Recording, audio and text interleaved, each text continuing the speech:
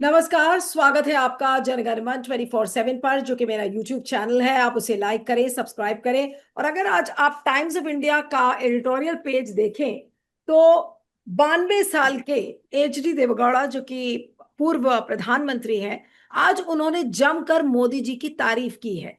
और इस आर्टिकल में उन्होंने ये लिखा है कि Modi is so successful because he is reflective. फिर वो ये कारण बता रहे हैं कि मोदी जी कैसे नेहरू जी से बहुत ज्यादा आगे निकल गए हैं। कि भाई मोदी जी के जब नेहरू प्रधानमंत्री थे तो नेहरू के समय में हमारी जो डेमोक्रेसी थी वो इतनी मेच्योर नहीं थी। हमारे जनता इतने सवाल नहीं पूछती थी। लेकिन मोदी जी के लिए अब टेक्नोलॉजिकल एडवांसमेंट इतना हो गया, हमारी डेमोक्रेसी मेच्योर कर गई। इसलिए मोदी जी कांस्टेंट 24/7 स्क्रूटनी में रहते हैं, मीडिया के, सोशल मीडिया के। यहां तक कि उन्होंने लिख दिया कि he has to suffer the hostility of the mainstream media. यानी कि अब मेन स्ट्रीम मीडिया कौन सा स्क्रूटनी में डालता है। मुझे तो ये लाइन थोड़ा सा पढ़कर मैं मुझे अजीब सा लगा। और जिस तरीके से देवगौड़ा ने तारीफ की है कि ऐसे समय में जब मोदी जी की सब आलोचना कर रहे हैं, ना हमारी अर्थव्यवस्था काम कर रही है, ना हमारी विदेश नीति किसी भी तरीके से ठीक है, हमारी जनता त्रस्त है, हमारे छात्र त्रस्त है, हर फ्रंट पर इस समय नेगेटिव नेगेटिव ही खबर है। और उस समय देवगौड़ा 3-4 कॉलम का बड़ा बड़ा एडिटोरियल लिखते हैं। अब वो बात दूसरी कि देवगौड़ा चाह रहे थे कि उनको एक राज्यसभा का के लिए टिकट मिल जाए, राज्यसभा का वो चुनाव लड़ना चाह रहे थे। 93 साल की उम्र में उनका परिवार अगर आप देखें तो उनके परिवार में शायद ही कोई ऐसा व्यक्ति हो जिसने कि सत्ता का मजा ना लिया हो, और सत्ता के मजे से ऊपर की ओर कोई व्यक्ति ना चढ़ा हो, चाहे वो उनका बेटा हो, चाहे उनकी बहू हो, चाहे कोई भी व्यक्ति हो। एक लाइन से अगर आप देख लीजिए तो चाहे स्टेट की पॉलिटिक्स में, चाहे सेंट्रली, आप देखिए कि हर तरीके से किसी न किसी ने फायदा जरूर लिया है।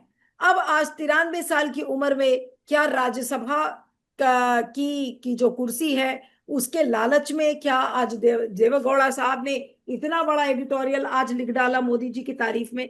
सवाल यह है कि मोदी को हीरो बनाने की कोशिश देवेगौड़ा क्यों कर रहे हैं, और क्या वाकई में मोदी इस समय हीरो हैं। लोग तो कह रहे हैं कि भाई असली नायक इस समय अगर कोई दिख रहा है, हर हवा के खिलाफ अगर कोई लड़ता हुआ एक व्यक्ति दिख रहा है, तो वो तो राहुल गांधी है।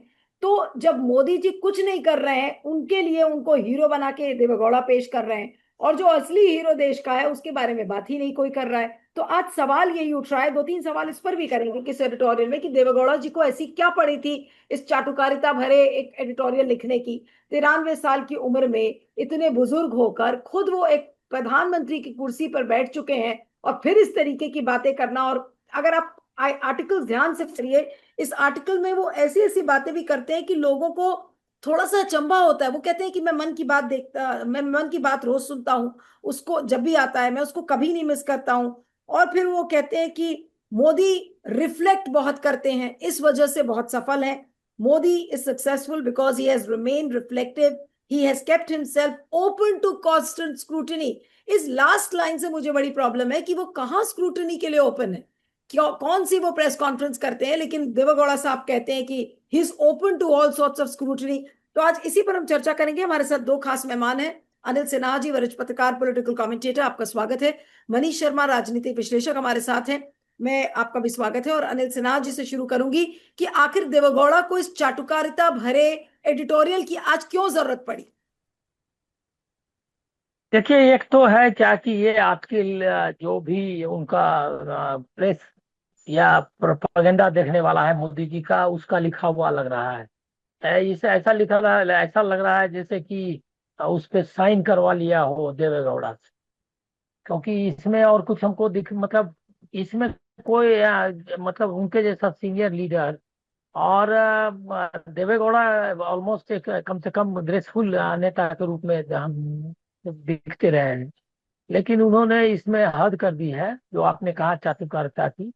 तो और ये सारे जो बातें हैं वो वही है, वो जो उनकी प्रोपेगेंडा मशीनरी कहा करती है कि वो मीडिया के लिए ओपन, मतलब पूरा स्क्रूटनी के लिए ओपन है, रिफ्लेक्टिव है और कॉम्पिटिटिव है, इतने लोगों के बीच में ऐसा इस तरह से कर रहे हैं। उन्होंने वो भी दिया है कि कैसे वो। ये भी कारण बता दिया कि देखिए जवाहरलाल नेहरू के समय में इतने चैलेंजेस या इतनी चुनौतियां नहीं थी जितनी मोदी जी फेस कर रहे हैं। बताइए, आप बताइए, कोई भी इतिहास को समझने वाला आदमी इस तरह की बातें कैसे कर सकता है? और कम से कम देवेगौड़ा से तो ये उम्मीद नहीं की जा सकती है। लेकिन उन्होंने उसमें ये भी बता दिया है कि 17 करोड़ के उस समय ये था, वोटर था, अभी 83 करोड़ है। और वो जो है पार्टियां जो है 53 पार्टियां थी, अभी 2 2,500 पार्टी है। और उसके बीच में मोदी, मतलब वो ज्यादा मतलब डेमोक्रेटिकली मोर, ये क्या कहते हैं, जिसको कहते हैं इंडोर्स्ड, और जिसको ज्यादा समर्थन मिला है। और वो ज्यादा चैलेंजेस के बीच से निकल के आए हैं, वो कोई डायनेस्टी वाले बने। ये सारे मुद्दे बीजेपी के मुद्दे हैं। ये आरएसएस प्रोपेगेंडा मशीनरी का तैयार किया हुआ माल है। इसमें इतना रिसर्च का करने का मतलब हमको नहीं ये जो लगता है कि जो पॉइंटर्स आ, दिए गए हैं वो, अनिल जी, कहीं ऐसा तो नहीं लग रहा है कि पीएम प्रधानमंत्री मोदी के दफ्तर ने ही एच डी हाँ, देवेगौड़ा उन्हीं के के लिए वो आर्टिकल लिख दिया हो? मोस्ट लाइकली वो जो उनका प्रोपेगेंडा मिशनरी पीएमओ का है, उसी का तैयार किया हुआ है। उसमें इससे लेकिन 2 3 चीज, पॉलिटिकल चीज देखनी चाहिए। वो देखना चाहिए। वो बाकी उसमें उसमें बहुत सारे झूठ भी है। जैसे कि उन्होंने लिख डाला है कि वो क्या कहते हैं, नेहरू को, नेहरू में तो कोई मतलब ही इतने लोग थे, इसमें इक्वली बड़े लोग थे। ये बीजेपी की नैरेटिव है कि पटेल हो सकते थे, राजगोपालाचारी थे, फलना थे। वो सारे जितने ये क्या कहते हैं राइट विंग से जुड़े, मतलब जिसको अप्रोप्रिएट करना चाहता है, उनका नाम लेकर के बताता है कि नेहरू तो बहुत माइनर आदमी थे। माइनर आदमी नहीं थे। नेहरू को गांधी जी ने इसीलिए नहीं सिर्फ बनाया था क्योंकि कि वो जो है गांधी जी उनको चाहते थे। गांधी जी ने जिस समय उनको अपना उत्तराधिकारी घोषित किया, उस समय गांधी नेहरू में विचारों को लेकर सबसे ज्यादा फाइट हो रही थी। वो उन्होंने 42 के आंदोलन के समय में वो एक्सिस पावर्स के समर्थन में हम लोग ना जाएं, और जो है क्या कहते हैं एलाइड पावर्स, मतलब जो हिटलर के खिलाफ लड़ रही सब शक्तियां उनका साथ दें, ये सब लेकर के बहुत सारा उनके मतभेद था। लेकिन उस समय में उन्होंने नेहरू को अपना उत्तराधिकारी चुना, नहीं, जिस लेकिन समय आपको वो क्यों दोनों लग रहा है, क्यों देवेगौड़ा ने ये चाटुकार भरा, बिल्कुल चाटुकार की तरह वो हाँ, क्यों वो अब साबित उस हो पर रहे हैं? आता हूं मैं।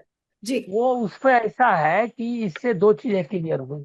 एक तो ये है कि जो फाइट है बीजे मोदी जी की, वो कांग्रेस से ही फाइट करना है उनको। और नेहरू की legacy, Nehru dynasty, Nehru Gandhi dynasty, Rahul Gandhi परिवार, ये इसी को अटैक करना उनका मुख्य मुद्दा। मतलब 2029 के लिए जो प्रिपरेशन चल रहा है, उसमें ये यही रहेगा।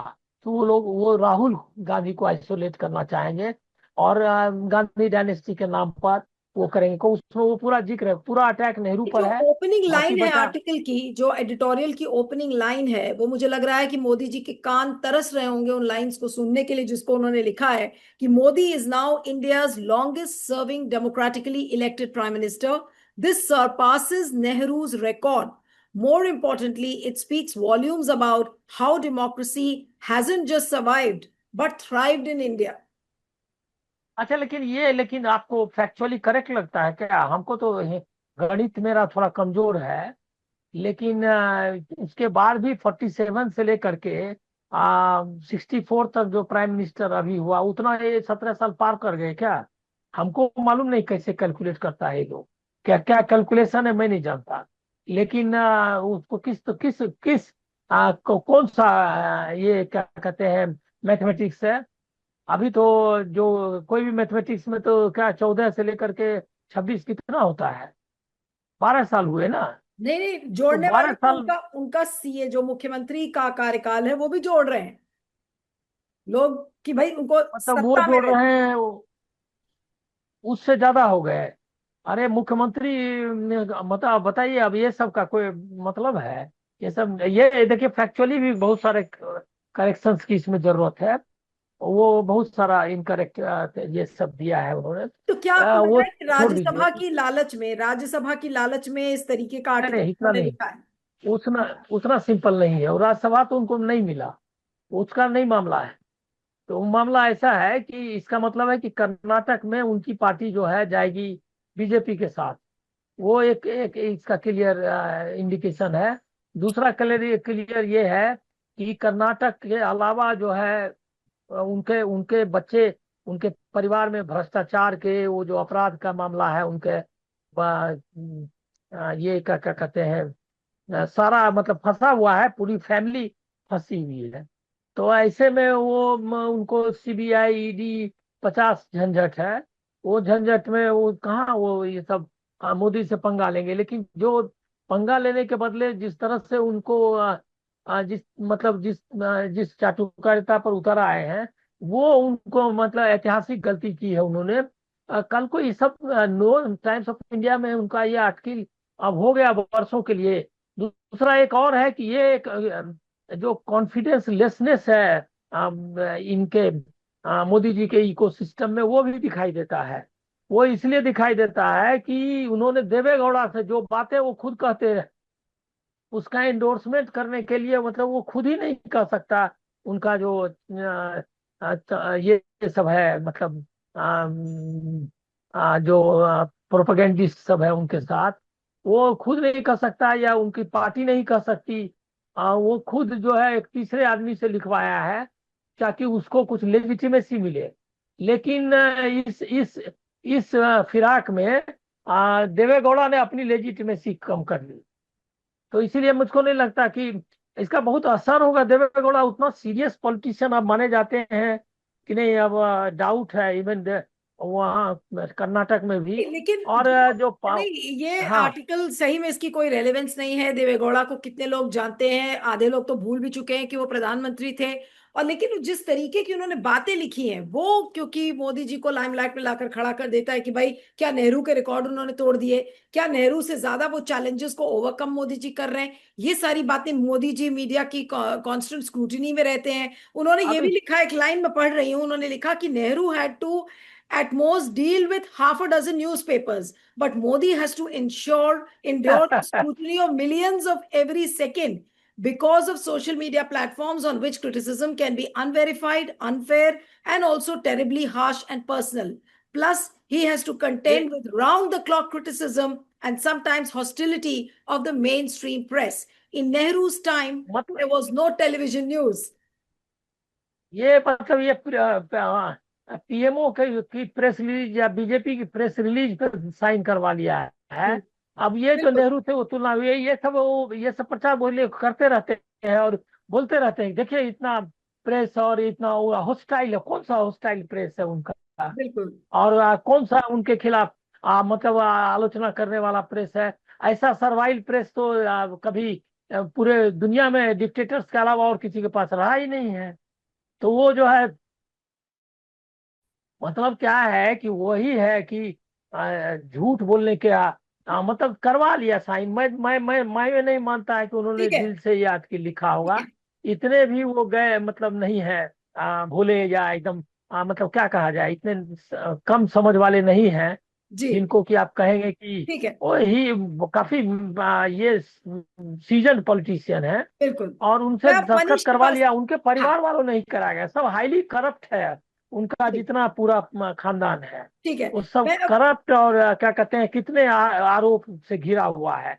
मैं वही मनीष के सब पास इनको आती हूँ। ये लिखवा मनीष करवाया हो मनीष से भी एक है। टिप्पणी इस पर ले लेते हैं, मनीष की भी एक टिप्पणी इस पर ले लेते हैं और फिर आएंगे मुद्दे पर।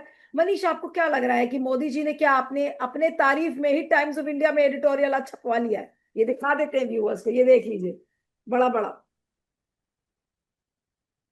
नहीं, ये चरम दिवालियापन है, मतलब देवेगौड़ा जी का। और अभी के दौर में मतलब जितने खराब दौर में है वो ये बात तो नीतीश से भी नहीं कहलवा सकते हैं, ये बात चंद्रबाबू नायडू से भी नहीं कहलवा सकते हैं, ये बात वो महाराष्ट्र की जो और पार्टियां जो उनके साथ हैं, शरद पवार से अलग वाला गुट है, उससे भी नहीं कहवा सकते हैं।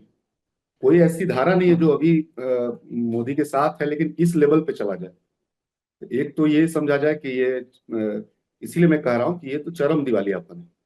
दूसरा ये है कि ऐसे दौर में ये लिखवाया गया है कि ये उल्टा हो जाएगा, ये मोदी के ही खिलाफ चला जाएगा, क्योंकि इसके बरक्स मोदी के आज की असफलताओं पे ज्यादा चर्चा होने लगेगी।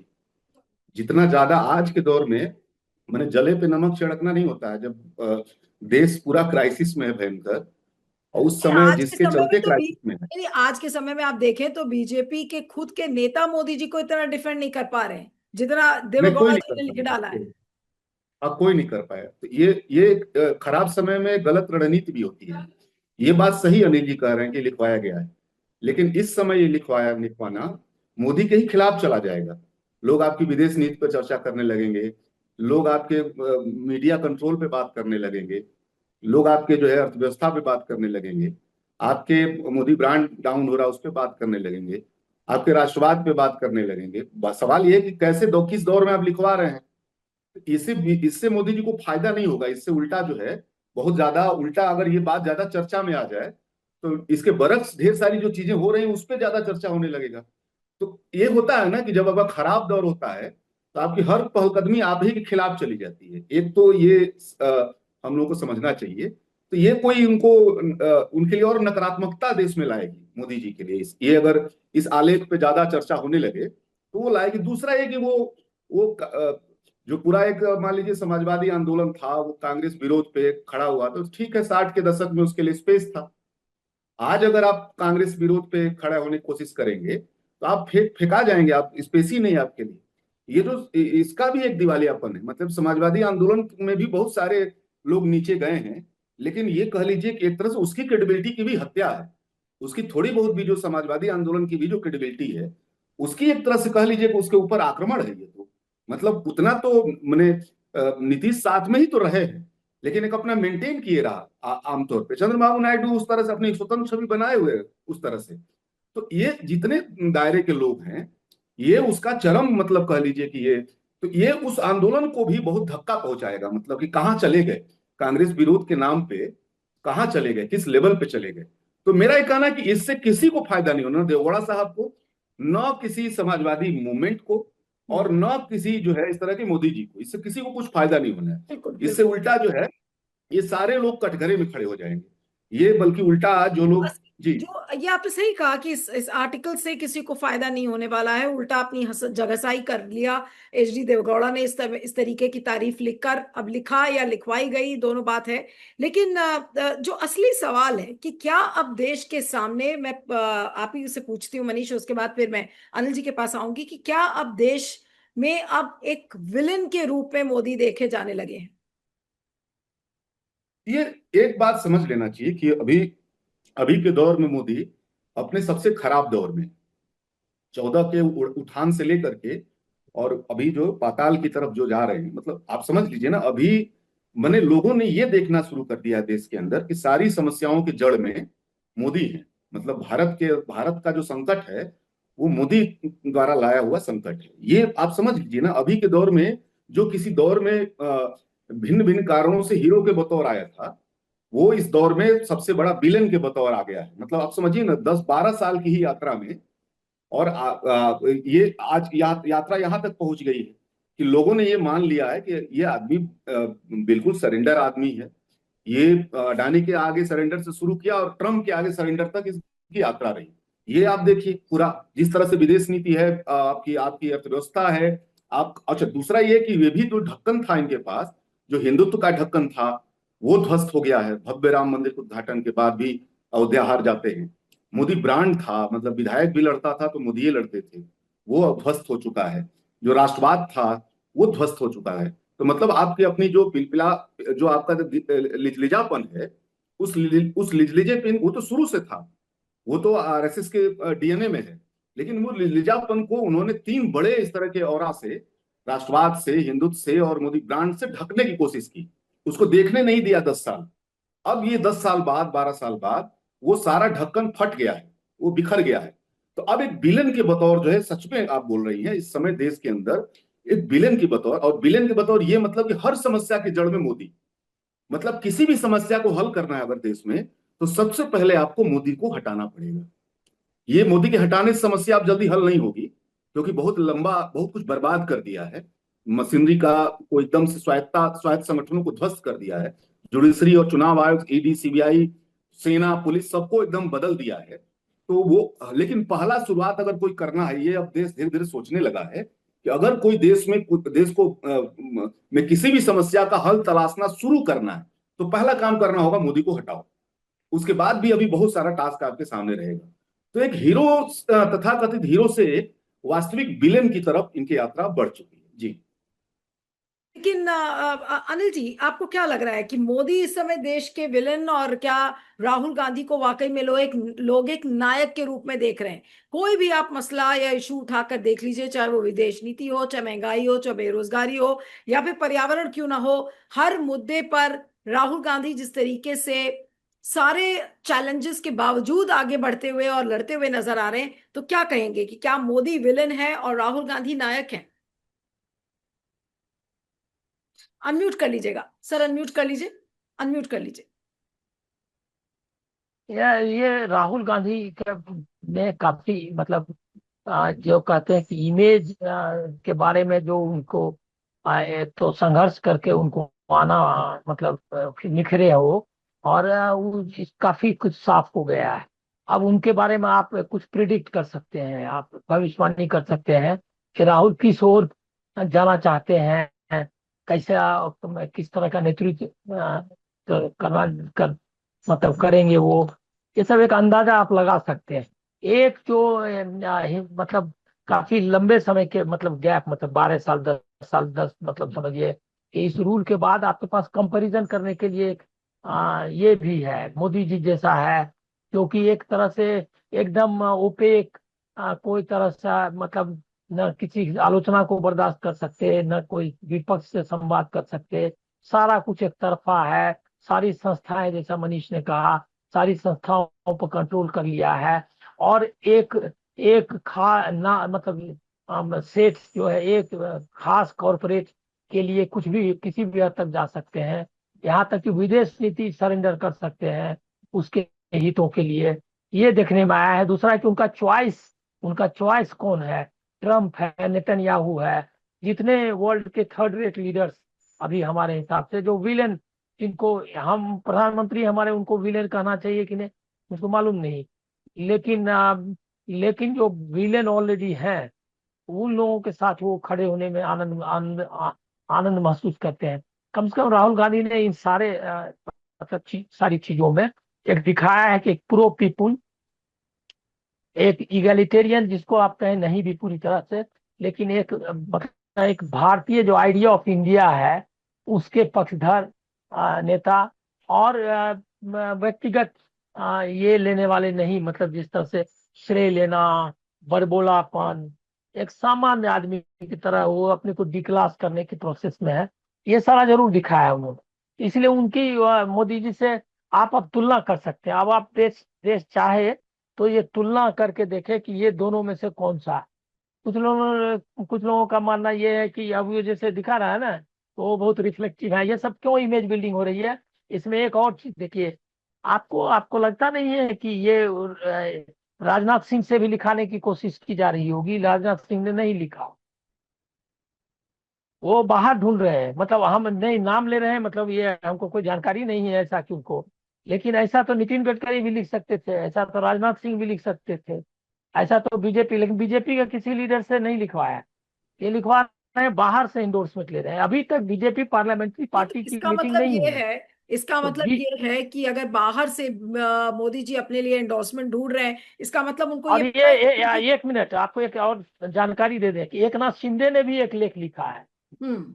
अब वो कहाँ कहाँ छपा मालूम नहीं, मेरे ख्याल में मैंने तो एक्सप्रेस या हिंदू किस अखबार में देखा। हम्म। एकनाथ शिंदे ने भी इसी तरह के काट के लिखा, जो मैंने पढ़ा नहीं है, नहीं, तो इसका मतलब लेकिन क्या इसी तरह का एलाइज आर्टिकल है। लिखवा रहे हैं? क्या मोदी जी अपने घटक दलों को हाँ उनसे बोल रहे हैं कि हाँ अभी तो? ये एक पीआर एक्सरसाइज है, ये एक प्रोपेगेंडा, ये क्या कहते हैं, इवेंट है। ये प्रोपेगेंडा ये जो है प्रोग्राम, जिसको आप स्कीम कहेंगे, प्रोपेगेंडा चल रहा है।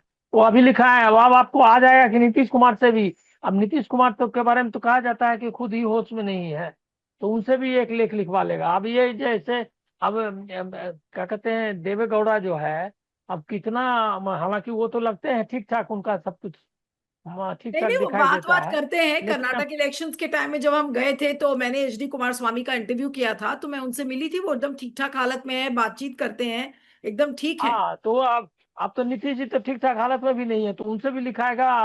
अब इसमें कौन कौन लिखता है, अब देखना चाहिए। हम्म। लेकिन हमको लग रहा है कि ये एक प्रोपेगेंडा एक्सरसाइज जो है चालू हुआ है। हम्म। और उसमें देवे, अभी एकनाथ शिंदे का एक आर्टिकल देखा था, वो पढ़ा नहीं मैंने, इसलिए मैं उस पर कुछ कमेंट नहीं कर सकता, नहीं, लेकिन क्या यही सब टाइप का होगा। शिंदे का आर्टिकल क्या किसी मराठी अखबार में आया था? नहीं नहीं नहीं, हिंदी अंग्रेजी अखबार में। अच्छा, ओके ओके। यही मराठी में भी छपा होगा, हम्म। मराठी में निश्चित तौर पर छपा होगा, ओके। लेकिन हिंदी में देखा मैंने, ये अंग्रेजी में देखा मैंने। हम्म। ये 2-3 दिन पहले का है, ये अभी जस्ट स्टार्ट, ये नया नया प्रोपेगेंडा लेकिन बीजेपी के एक्सरसाइज लोगों जो से है। क्यों नहीं, केवल एलाई से ही क्यों लिखवाने की कोशिश की जा रही है, ये भी एक सवाल है। हाँ, ये सब पॉलिटिक्स देखना चाहिए। कर्नाटक में जैसे करवाया है, कर्नाटक की पॉलिटिक्स का एक क्लैरिटी हो गई कि अब जेडीएस जो है जाएगा उनके साथ ही, और वो कोई तरह का ऑप्शन अब खुला हुआ नहीं है। उसी तरह से इधर का अलाइनमेंट ये शिंदे जो है वो क्लियर कर रहा है कि वो मोदी जी के साथ रहेगा। ये एक 2029 के लिए ये लोग बहुत तैयारी शुरू कर दिए, ये पूरा राउंड द क्लॉक, मतलब चुनाव के लिए ही रहता है, पूरी मशीनरी, पूरा ईडी सीबीआई। अब आप अगर कोई संपर्क आपको हो, आप तो काफी लोग जानती हैं, तो ईडी में आप देख लीजिए उनका कैलेंडर, आप पूछ लीजिएगा पहले का कि कहाँ कहाँ छापा मारना है, तो पता चलेगा जो जो इलेक्शन होने वाले हैं उसके लिए लिस्ट तैयार की होगी। अब हम रहे तो अखबार में ढूंढ वो रही थी काम ही नहीं कर, आर्टिकल, तो आप मतलब। बता रहे थे कि शिंदे ने लिखा है, शिंदे ने लिखा है लोक सत्ता में, उसका टाइटल है a decade of national service on the path of fire, और उसका मराठी में भी रूपांतर है, उसको मैं पढ़ नहीं पाऊंगी, और उसमें हाँ, फोकस ये किस किया। अखबार में छपा है? जी, ये किस अखबार में है? ये लोक सत्ता, लोक सत्ता में है, उसका जो टाइटल हाँ, है तो वो इसका है। मतलब इंडियन एक्सप्रेस में मैंने पढ़ा। अच्छा, ओके ओके। हाँ, तो खैर जो जो पॉइंट है कि एलाइज से क्यों लिखवा रहे हैं और बीजेपी के अपने लोग क्यों नहीं लिखने के लिए तैयार है। हाँ, यही है मेन कि एलाइज से प्रोपेगेंडा, एक नया पीआर एक्सरसाइज शुरू किया है, क्या कहते हैं, मोदी जी ने एलाइज से अपना एंडोर्समेंट करवा रहे हैं, और अपने अपनी तारीफ में कसीदे करवा रहे हैं। अब ये यहाँ हालत पहुंच गई, ये प्रोपेगेंडा पर ही खाली है, पूरा हम्म। टोटल, और कुछ आपको लग रहा नहीं है कि है। बीजेपी का कोई इसमें देवे व्यक्ति। गौड़ा को बेचारे को, उनको हाँ, बेचारा ही मानता हूं मैं। नहीं नहीं, लेकिन अनिल जी एक छोटा सा बात करके मैं अंतिम कमेंट मनीष से लूंगी कि बीजेपी के लोग क्या लिखने के लिए तैयार रहेंगे मोदी जी के लिए एडिटोरियल? अब ये, अब नहीं, अब हम लोग बोलेंगे उसका तो उनको प्रेशर बढ़ जाएगा, इसलिए ये बात को ज्यादा हाईलाइट मत करिए, उनका, उनको परेशानी। अब नितिन गडकरी को अगर ये लिखना पड़े कि मोदी जी सर्वश्रेष्ठ प्राइम मिनिस्टर, क्योंकि वो कई बार नेहरू की तारीफ कर चुके हैं और बिल्कुल दूसरे लोगों की, तो अगर वो अगर उनको ये दबाव हो तो उनका क्या हालत हो जाएगी, आप समझ लीजिए। बिल्कुल। लेकिन इनकी स्ट्रेटजी हमको दिख रही है क्या, कि बीजेपी वालों से नहीं लिखवा रहे हैं, हाँ, और इन्होंने एलायंस किया है। ये एक एक्सरसाइज, एक पक्का सोची समझी रणनीति के साथ दिखाई दे रही है, नहीं वो क्योंकि नए नए। अब एकाएक शिंदे को भी मन में आया, देवेगौड़ा को भी मन में आया, कल चंद्रबाबू नायडू को मन में आएगा, ऐसा ये भावोद्रेक या जैसे दिल से निकली हुई आवाज टाइप का हमको नहीं लगता है, और सबका स्वर एक ही रहेगा। हाँ, और उसमें बिल्कुल पता बिल्कुल। नहीं शिंदे वाले में, मैंने पढ़ा नहीं इसलिए मैं बोल रही, शिंदे वाले में नेहरू जी का जिक्र है या नहीं? हम्म। शिंदे वाले आर्टिकल तो मैंने नहीं पढ़ा है, लेकिन जो मैं ग्रॉक पर देख रही हूँ कि उनके आर्टिकल में फोकस किया हुआ है the before and after impact, overcoming opposition, eradicating corruption, माने ये करप्शन को हटाया, ऑपोजिशन को ओवरकम किया, बिफोर एंड आफ्टर इम्पैक्ट, तमाम तरीके की चीजें हैं। लेकिन अब मैं मनीष के पास आती हूँ अंतिम कमेंट के लिए कि मनीष, ये क्या नए तरीके का प्रोपेगेंडा मोदी जी ने शुरू किया है, जहां पे जो बात अभी अनिल जी कह रहे थे कि उनके अपने लोगों से नहीं लिखवाएंगे लेकिन एलाइज से लिखवाने की कोशिश की जा रही है, और मोदी का दफ्तर उनको दे देता होगा कि देखिए इस लाइन पे आपको लिखना है, आपको बुलेट पॉइंटर्स हम पीएमओ भेज देगा, अब आप इसको बढ़ा चढ़ा के जैसे आपको मन में आए लिख दीजिए। क्या ये एक टेक्निक पीएमओ अपना रहा है? नहीं नहीं, वो विकल्पहीनता का विकल्प है। अगर आप उसको ध्यान से देखेंगे तो बीजेपी के जितनी तरह के आसपास के लोग हैं, मैंने वो बीजेपी की अपनी जो क्रेडिबिलिटी है वो बहुत नीचे चली गई। मतलब उनका तो विरोधी हो रहा है ना, मैंने वो तो टारगेट में है, बीजेपी पूरी पार्टी टारगेट में है। दूसरा ये कि अगर बीजेपी के अंदर कुछ लोग अपनी स्वतंत्र छवि भी बनाए हुए हैं, रखे हुए हैं भविष्य की तैयारी के लिहाज से, तो वो लिखेंगे नहीं, वो संभव नहीं। मतलब नितिन गडकरी तो कतई लिखेंगे तो वो डैमेज हो जाएंगे, उनकी जो थोड़ी बहुत छवि अलग बनी हुई है, या राजनाथ की अलग थोड़ी बनी हुई है, तो वो डैमेज हो जाएगा। ओवरऑल पार्टी तो डैमेज हो चुकी है क्रेडिबिलिटी के स्तर पे, उसके लिखने का, बोलने का उसको तो उसके बारे में तो चला गया कि ये सब हेट क्राइम है, सब भक्तगण हैं। आईटी सेल भी अगर लिखेगा तो कोई बात नहीं होगी, कोई उसको थोड़ी भी क्रेडिबिलिटी नहीं है। या अगर मान लीजिए गोदी मीडिया के लोग अगर कुछ लिखना शुरू करें, उनकी क्रेडिबिलिटी लगभग खत्म हो चुकी है, उनको बीजेपी ही मान लिया गया है, मतलब वो बीजेपी से बाहर नहीं है। कुछ एलाइज हैं अभी जो अभी बहुत सारे नए नए भी आने की कोशिश कर रहे हैं या आ रहे हैं, तो अब उनके पास रास्ता विकल्प ही नहीं है ना। हाँ, तो अब इन लोगों से लिखवाना है, मान लीजिए ये वो कोशिश करेंगे। और इस दिशा में वो अभी देखिएगा, हो सकता है वो बंगाल में नई पार्टी बनी है उसकी तरफ से भी लिखवाएंगे। वो कौन व्रत जो है वो, जो कभी टीएमसी में थे, 60 विधायकों को लेकर अलग गए हैं, अलग एक अपना पार्टी बनाने जा रहे हैं, या उसको तो उससे भी लिखवाएंगे। तो अब कुछ जो नए नए एलआई आ रहे हैं, वो या आने की तैयारी में हैं, या जो आए हुए हैं, तो उनसे लिखवाने की कोशिश करेंगे। तो उसमें से भी वही लिखेंगे जो बहुत ज्यादा डैमेज हो चुके हैं, उनकी निर्भरता बहुत ज्यादा मान लीजिए बीजेपी के ऊपर, मोदी के ऊपर हो गई है, वही लिखेंगे। उस चंद्रबाबू नायडू से लिखवाना थोड़ा मुश्किल काम है। अभी उनके बहुत सारे आने वाले लोकसभा की तैयारी वो कर रहे होंगे, उनके सामने बहुत संकट खड़ा कर दिया है बीजेपी ने परसिमन के जरिए। और अभी जो ये बंगाल में 20 सीटों को जो तोड़ा गया है ममता जी का, तो अब वो एक उसी चंद्रबाबू नायडू का ही एक मामला है, उनको बैलेंस करने के लिए है। चंद्रबाबू नायडू पैतरा बदल रहे हैं, राहुल गांधी से मिलने की बात कर रहे हैं, तो उसी समय जानबूझ के वो जो 29 सांसद हैं आपके टीएमसी के, उसको तोड़ करके वो अपनी सरकार भी बचाने की कोशिश कर रहे हैं। तो चंद्रबाबू नायडू से लिखवाना मुश्किल थोड़ा अभी है। नीतीश अभी भी नहीं लिखेंगे, ये बड़ा मुश्किल है इस तरह की कोई भाषा। उनको अपनी अभी भी वहां बिहार में अपनी राजनीति को अपने पैरेलल एक थोड़ा रखना है। तो ऐसे ही लोग लिखेंगे जो एकदम निर्भर है उनके ऊपर, उनके बिना उनका काम चलने वाला नहीं। तो बीजेपी के लिखने का कोई मतलब नहीं है, गोदी मीडिया के लिखने का कोई मतलब नहीं। चलते चलते एक छोटा सवाल अब एक बात तो तय है कि अब तो मेरे ख्याल से पीएमओ भी रियलाइज कर गया है, बीजेपी भी रियलाइज कर रहे हैं कि अब मोदी जी बिकाऊ नहीं है, मोदी जी का जो ब्रांड है वो बिकाऊ नहीं है, इसलिए अब हमें लोगों से एंडोर्स ही करवाना पड़ेगा कि भाई अभी तक तो कुछ नहीं कर पाए, अब कम से कम लोगों से लिखवा लेते हैं कि भाई इतना इतना मोदी जी ने किया देश के लिए। जी तो मनीष। वो उसका वजह उसका ये भी है कि जिन लोगों से लिखवा रहे हैं उनकी क्रेडिबिलिटी भी बहुत दांव पे है, संदिग्ध हो गए हैं, और उनकी छवि बहुत उस तरह की हो गई है। तो ये हारी हुई बाजी है, आप इसको ऐसे लीजिए कि एक हारा हुआ आदमी क्या करे, थका हुआ आदमी क्या करे। तो अब ये ऐसा चीज है जो जिसकी कोई अपील नहीं है। बिल्कुल। लेकिन बीजेपी की तो एकदम अपील नहीं, थोड़ा एलआई से थोड़ा हो सकता है थोड़ी राहत मिल जाए, बस इतनी ही बात है। लेकिन ये हारी हुई बाजी है, बल्कि उल्टा और ज्यादा आलोचनाओं से मोदी जी घिर जाएंगे। अगर ये चलिए। लेख पांच चार पांच तो आ जाए, तो उसके बाद ये इनकी उल्टा आलोचनाओं से घिर जाएंगे, और ज्यादा चलिए। नहीं इनकी पढ़ा हो, क्रेडिबिलिटी और डाउन। जिसने जिसने नहीं पढ़ा हो तो पेज नंबर 20 आज का टाइम्स ऑफ इंडिया पढ़ लीजिएगा। उसमें एचडी देवगौड़ा ने देखिए कितना बड़ा बड़ा आर्टिकल आज लिखा है मोदी जी की तारीफ में। और सोच लीजिए कि ये प्रोपेगेंडा पूरा अब कहाँ तक पहुंच रहा है। आप सभी का बहुत बहुत शुक्रिया। Anil ji, Manish, thank you so much for joining.